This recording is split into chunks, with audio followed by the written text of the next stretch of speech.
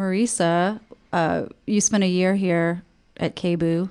I think it was just under a year, but yeah, I've been coming in and also just using KBOO's resources to like further the projects that I've been doing, and I did a particular project on the residency. So what about coming into KBOO was helpful for you in terms of like the record collection and things like that for you to sort of move forward in your most recent project?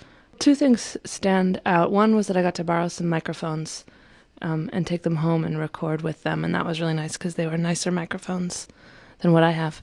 And then another thing that I did, I went on tour for a couple of months in the fall, and I loaded up my iPod with a set list from here. Like I went and sort of raided the library. I don't know if I'm supposed to say that I did that on air, but anyway, I got a lot of tunes to listen to, and it was sort of like research in my head. You know, I did that with the intention of like sort of feeding the project that I was working on. Yeah. And being able to work on it while I was driving 7 hours every day. Wow. Yeah, and that's usually the time when great epiphanies actually happen when you're not really thinking about anything else. So you worked, you kind of came into it without knowing exactly what you were going to do. Yeah, I didn't have a clear idea. And one of the things that happened right at the beginning of the residency, and it's sort of coincidental but kind of cool, was the Elizabeth Cotton, Marisa Anderson 7-inch split that was part of KBOO's 45th birthday celebration. I got to work on that, and I put together a medley of gospel tunes, and it sort of reminded me of this project that I had in the back of my head for a long time of wanting to do public domain and traditional songs, and really not just cover them in ways that I'd already heard people cover them, I guess I should say. And so that I had a few different other ideas, but that was the one that I settled on, as it seemed the most appropriate for KBOO as a community radio station, as something that belongs to everybody. I wanted to address these songs that also belong to everybody. And that's not that far of a departure from what you do in your music in general, which is kind of a re-examining of music that we've all, or a lot of us, have heard possibly, or that resonates with us in some way. Like, oh, that sounds really familiar, but I'm not really sure where I heard that. I do. I draw a lot from, let's just say, traditional music to create. I use traditional music as mostly American traditional music, I should clarify. I use that as sort of my material, and I make things out of it. Whether it's little phrases or the sound of something, like an old sound that I want to like use or figure out how to recreate.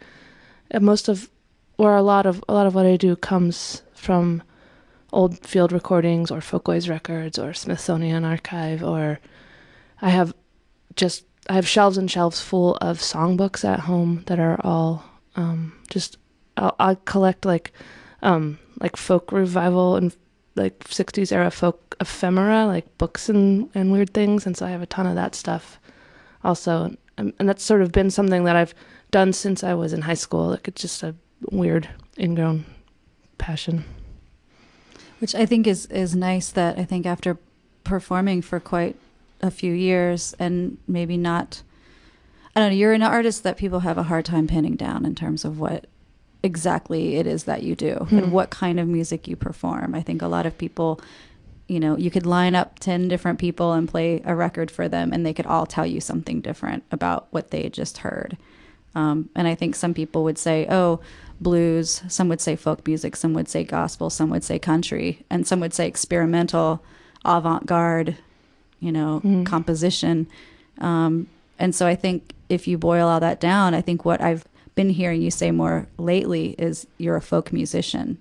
And this record kind of takes that back to that essence of I believe in the folk process. I believe in the folk process as it relates to the sharing of songs and the passing on of songs, and the idea that anything that we make is not set in stone, and that someone else can come along and pick up. It's a relay race into the future, you know, from the past, like the baton being these raw materials of stories like the Stagger Lee story or the Frankie and Johnny story, or, you know, pick a song out of the archive. You know, these stories are our raw materials, the sounds are our materials, and we're all just running a relay into the future with them. I think a lot of what happens is that a song gets recorded and it gets frozen in time, it gets locked in time, and this idea of recording songs is so new. It's, you know, 100 years old. All this stuff came out of, you know, the stories are way older than the recorded song that we have, and I think that we've been so infatuated with the ability to like create and recreate and like freeze these songs that we forget that they also need to move forward. Yeah. Before you play, I'm going to ask you, Marisa, to play the track that you recorded for the B-side of the Elizabeth Cotten, Marisa Anderson 7-inch. But for our listeners, can you tell us who Elizabeth Cotten is? Elizabeth Cotten was a guitar player and singer. She was from North Carolina, the Chapel Hill area, Carborough, I think. But she taught herself to play guitar when she was a child, on using her brother's guitar in secret, and she learned how to play left-handed upside down, which is pretty incredible, and also why her sound is kind of unique. And I think she mostly played for herself, and, you know, I don't really know about that part, but I know she gave up playing for a long time because of religious reasons. And what's the name of the piece that you're going to play for us? Well, I just call it Canaan's Land Medley, but it's three different pieces. One is Where the Soul Never Dies. The other is I'll Fly Away, and the third is a song that is either known as Jesus Christ or Jesse James, depending on which outlaw you follow. You're listening to KBOO. This is Marisa Anderson with Canaan's Land.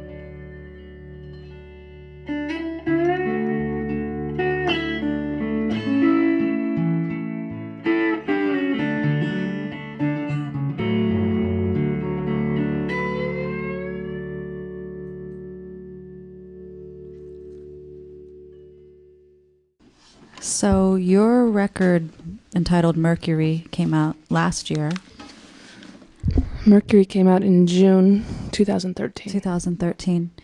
And while there are no cover songs on Mercury, it is a very referential record. There's some ghosts in there. And there's a song that when you perform, you mention is named after the place where Doc Watson was born. Doc Watson is somebody who also has kind of informed your picking a fair amount. Tell us a little bit about why you like Doc Watson.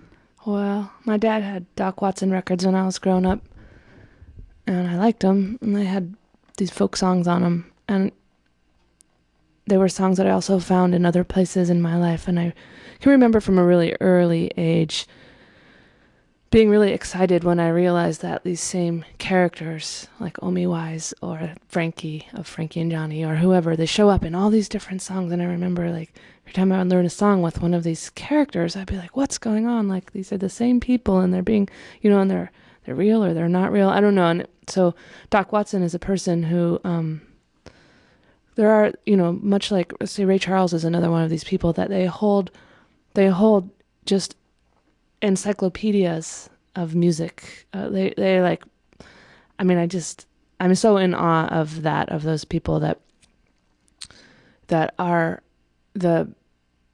they are the oral tradition that we have, and, Doc Watson passed away a few years ago, as did Ray Charles. And, I wanted to do something that was kind of inspired by the style of his playing. He had a really particular way, technically, of playing, and a very, very clean, very, very light touch, which I do not have. But I admire that in his playing.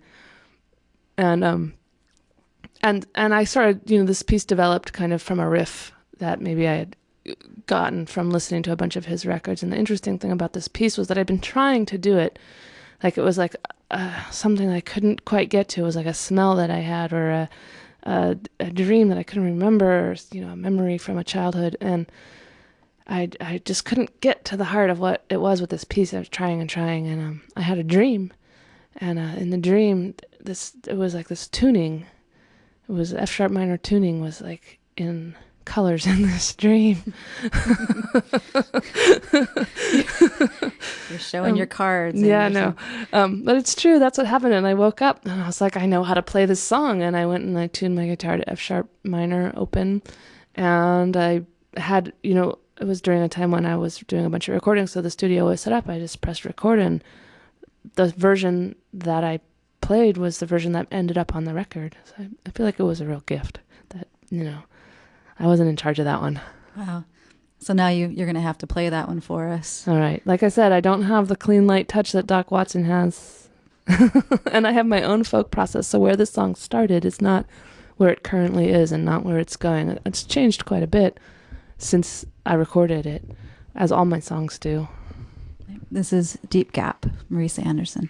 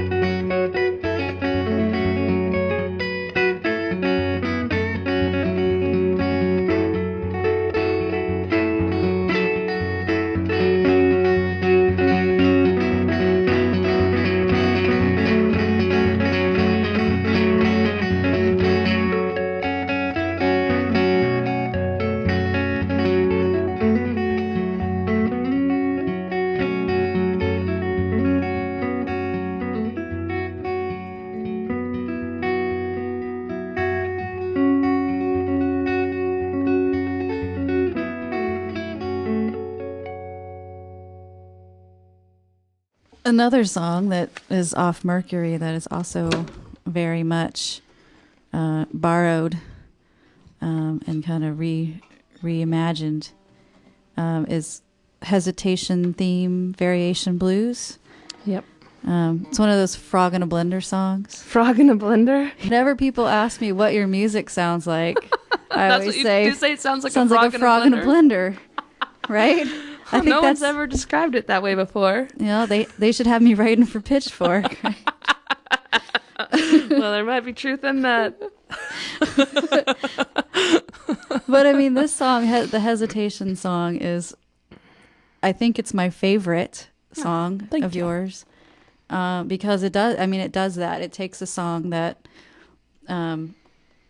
is a. I wouldn't say it's a standard, but it's a pretty standard blues song. There's upwards of 200 versions of it. Okay, so it's a standard blues song. It's pretty much a standard in the same way that a jazz standard is a jazz standard. I would say this one is. So, do people call blues songs blues standards? Did I just? I don't know. Say that. I don't know. I can't say. Because blues does get treated really differently than jazz. Yes. And I think that it gets talked about differently. And one thing that you're getting at with this song, I think, is putting a different spin on it that kind of looks at blues, or looks at this song in particular, or looks at blues musicians as maybe more culturally important than they're given in a certain context. Well, I think like what for me, this song, there's something about the differences and similarities between a vocabulary and a language, right? Like jazz at this point, there's a vocabulary that gets taught in schools, and then it gets applied to this language that is jazz music that we all recognize. And sure, there are things on one side or the other that you can debate, like, is it fusion or is it jazz? Is it, there's a lot of room for people to bring their own. And I think that blues gets, I don't know, it gets a short shift in some ways in our world of listening, maybe because we haven't quite finished like the romanticization of the lifestyle or something. I don't know. I don't want to touch on that. This particular song for me was a way of incorporating elements of a song that I've been playing for years. I think it was one of the first quote unquote blues songs that I ever learned. I was probably I was a teenager when I learned the song Hesitation Blues. And I just wanted to bring a bunch of other stuff to it. I mean, I played this song forever. It was just something that was in my fingers. And again, like Deep Gap, I'd been wanting to do something like this. And actually I had a sort of version that didn't make it onto the Golden Hour, which is the record before Mercury. And I'm glad I waited, because I think I got there with it on this one. Yeah, maybe that's all I'm going to say about it. Maybe I'll just play it.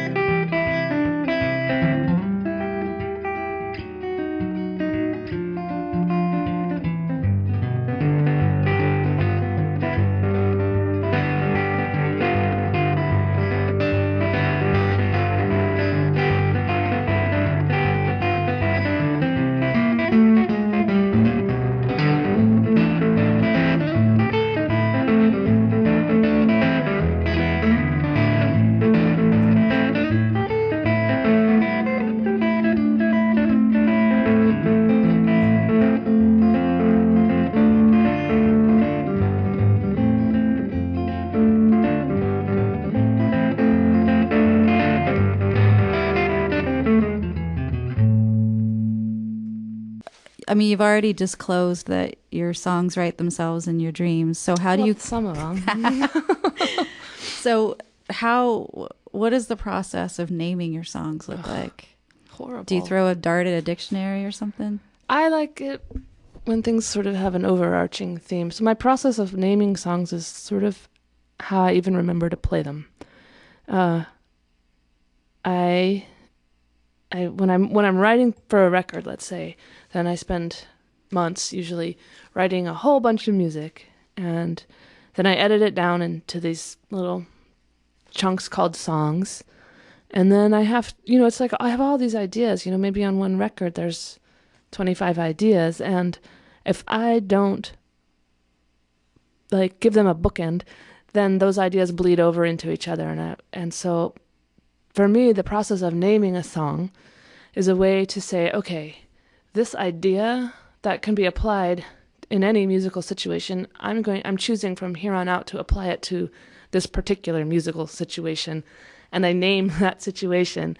And so the name of the song is sort of like a reference for me of like the direction that I want to go with it, so that I don't end up playing the same riff in every song, with a different mood or something. I want to be more creative than that, I guess. So the naming of songs is a way to contain ideas, and then as for like naming things on a record, I like it when records sort of reference themselves. And so for Mercury, for example, almost all of the song names, not all of them, but most of them reference places that I've been or that are meaningful to me in some way, even if I haven't been there. Is there ever a situation where you're doing something, you're at a place, you're having an experience, and you think like, I need to write this down? No. Never. No. So it's the songs come first 100% of the time. As far as the process of playing them, I know that when you perform live, a lot of times it's improvisational, and people have a hard time wrapping their heads around what that means, to go see someone who improvises and yet has albums with songs on them. Yeah, well, jazz is an improvised language, and so there's that word improvisation means a lot of things, and for me, when I'm writing the record, it's pure improv. Like many things on the record are the first take of that idea, or and then when I develop them for performance, I have to change them because to do something night after night, for me, I'm not able to just purely improvise. Although there are portions of almost every night that are just improvised. And so often what I'll do, which is similar about the naming, is like I'll have an idea and be like, okay, this idea is just the barest thread of an idea, and whatever comes out is whatever comes out. And there's always like one or two songs in a set that are just, just the barest sort of like coat hook of an idea with fly paper. Yeah, and whatever happened during my day sticks to it. And then there are other songs that more or less set themselves up after a while, and those ones I end up doing the same way. And I've noticed that by the time that a song, especially one of the more improvised ones, by the time it gets to where I know how to do it, I'm no longer interested in doing it, and that's when they sort of shuffle themselves off the set list until I learn more about them, and then they can come back on and I can say new things. Do you find that you learn things about the music accidentally through playing them or through the response of the audience?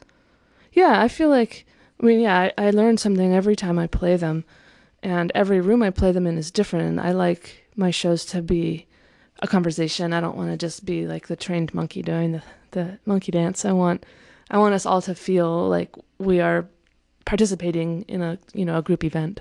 Mm-hmm. So the audience definitely informs how I play it, whether they're paying attention or not, So Sinks and Rises is the name of a swimming hole that you've been to? Yeah, it's a swimming hole in Kentucky. That's a 2-mile system of caves and pools and waterfalls, and I went there once many years ago and had my mind blown by this swimming hole. And so this particular piece, it was just a piece that was on the record, but when I started coming up with place names, I realized that particular day was one of the was an important day in my life for a lot of reasons that I'm not going to get into, but I have one very specific memory from that day, and out of that memory I sort of build the playing each time I play it now. Okay, so this is Sinks and Rises with Marisa Anderson.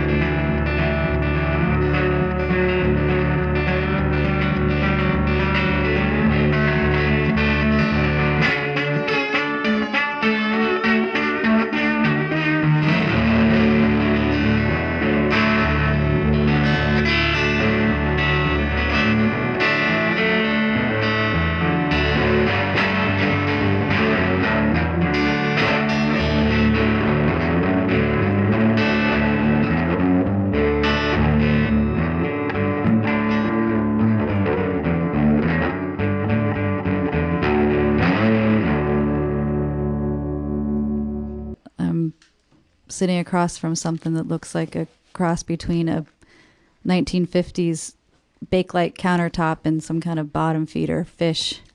What is that thing that you were just playing? You got away with words. That's a lap steel guitar. It's a Dickerson lap steel guitar. I don't know from what year it is though. So this thing it's smaller than a guitar. It sits in your lap. It's so a 6-string instrument that I tuned to an open D. It's like an electric dobro kind of. It came out of originally these lap steel kind of instruments are from Hawaii. So that's what you hear like when you listen to a traditional Hawaiian record, that kind of high pitched, like it's played for the higher register. Usually, yeah, and kind of wobbly. And also kind of gospel too. They're used a lot in gospel, yeah. It's not to be confused with the pedal steel, which is that high-pitched sound that's in country music. The super twangy country instrument. You don't see many people shredding on lap steels. You see a lot of people shredding on dobros and Weissenborns, which is an acoustic version of a lap steel. The electric one is mostly used for sound effects and single line sort of augmentation, yeah. It's not a solo instrument commonly. We have one more song that you're going to do live for us. Before we move into the recorded version. Yeah, and the name of the song is Colfax? This is called Colfax, and it's the name of the area in eastern Washington that my dad's family's from. They had a homestead there starting about 1870. My grandma was born there. My great-grandma was born there. And it's a beautiful place. Rolling wheat fields, big skies. There's a bluegrass festival, old time fiddle festival, but really the song comes from me being wandering around at age 19 in the parking lot of a bluegrass festival and having such an amazing time in the parking lot. I never made it back in to the show.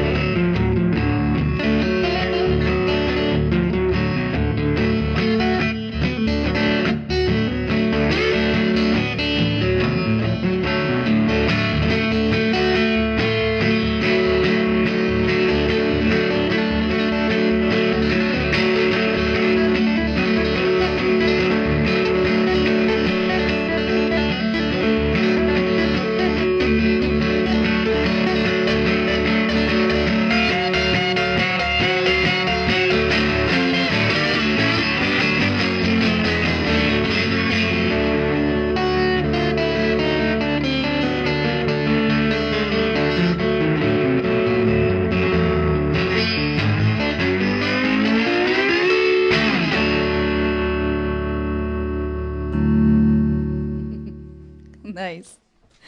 Thanks. So what's that metal tube thing you got on your finger? It's a slide. Slides come in different shapes and sizes and materials. And Yeah, traditionally they're bone. I guess like way back in the day, you'd play slide guitar with whatever was in the trash heap. You'd play it with bottles or bottlenecks, or rib bones were often used. And then people started cutting off the neck of the bottle so they could put it on their finger. Knives are also used. This one that I've used is brass, and the reason I like it is because when I drop it on the floor, it doesn't break. I've lost a lot of glass slides that way. At the beginning, we introduced Marisa Anderson as KBOO's 2013 Artist in Residence.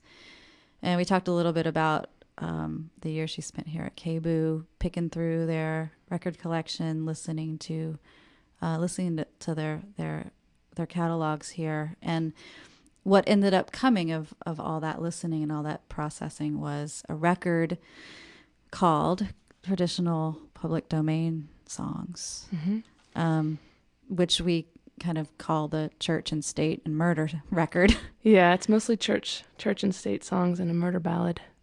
So how did this record happen? How did you decide that you wanted to kind of do a collection of traditional and public domain songs? It just was the project that I had an itch for a really long time. And like I said earlier, it fits with the KBOO's mission of being a community station. I thought these were songs that are they're community songs. They're part of the oral tradition. And then also I had an offer for, there's a record label called Grapefruit Records that's run by Ben Goldberg and Simon Joyner, and they had wanted me to do a record that was kind of like a special project record, not something that I would normally do. And I thought that it dovetailed really well with, like the KBOO residency gave me time to work on what became the record of, traditional and public domain songs that Grapefruit then put on vinyl. So it was a very lucky set of, intersections. So this record has how many tracks?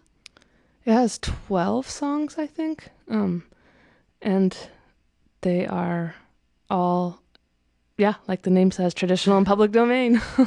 So some of the songs that you chose were church songs, were religious songs. Yeah.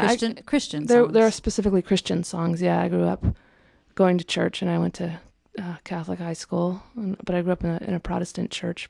And some of the very first music that I can remember, like just lifting me up out of my shoes, is church music, singing church songs and hearing church songs and listening. My dad had a couple gospel records that music just really moved me. At the same time, the lyrics to a lot of those songs are completely bizarre. They are, especially some of these sort of like end times lyrics that get into a lot of rousing Protestant hymns. That juxtaposition is very strange, but I find the melodies to be really, these melodies, they really stay with you. I mean, those guys could write some hooks, whoever they were.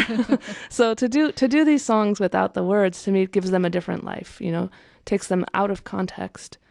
And while I like that as a listening experience, I also like the context that they're in. So the label was gracious enough to allow me to do a lyric sheet for an instrumental album, which is, I think, sort of unusual. But I'm really glad, because I think these songs are really important as the songs that they are, and I think that they're really important as out of the context that they exist in. And also because these, most songs that are in the public domain, the melody that we know has a million different versions of words that attach to it, and a lot of different people were playing it and singing it, and then like the words, the story of the song comes and goes, and this melody just recurs and recurs and recurs. And that's why we have things like when like Johnny I Hardly Knew Ye turning into When Johnny Comes Marching Home, or we have John Brown's Body and the Battle Hymn of the Republic being the same tune. And it's like the folk process, and that's the thing that gets frozen in the recording process. One thing that you did with this record was you revisited and re-examined these songs that kind of have become absorbed into our cultural consciousness and frozen in one way or the other. Most of the songs that I did, there's hundreds of versions of them. I didn't go like looking for like really like I'm going to blow your mind with like my abstract knowledge. I went straight for like the pop songs of the repertoire. Mm-hmm. The way you arrange them or the way you perform them, I think you put a lot of yourself and you put yourself into those compositions. Yeah. I wanted to be creative with how I presented them. And I also learned a lot and was, excited to get creative with just the recording techniques, like the engineering techniques that I use. And I had a really good time with mic placement and running split channels. I mean, the whole record is just single takes of one person playing guitar, but it might not always sound like that. I was able to, do some kind of studio tricks that bring some of the songs to life for me. Yeah, so it's interesting you're talking about the kind of violent apocalyptic death culture that kind of runs through a lot of these traditional songs, right? A lot of the Well, church, state, and murder ballads, that's all pretty violent apocalyptic death culture. Yeah, but also really beautiful. But beautiful music. Yeah. And I think it's interesting. I mean, maybe people haven't thought about what the roots of that music Well, a lot of these songs, especially like something like Hard Times Come Again No More, they get performed as these beautiful sort of sentimental like anthems and the song is about people like standing around a gravesite, hoping, praying that like more terrible things don't happen. But I feel like those words get like the meaning, the emotion that informs the song gets lost in the presentation of the song. And so I wanted to there's a couple songs like that on the record where I wanted to take them back to like, well, let's talk about what this song is actually saying. It's actually saying, please, hard times come again no more. Like maybe no more people in my family will die this year, and it's not this like flowery, beautiful sentiment. It's a desperate sentiment.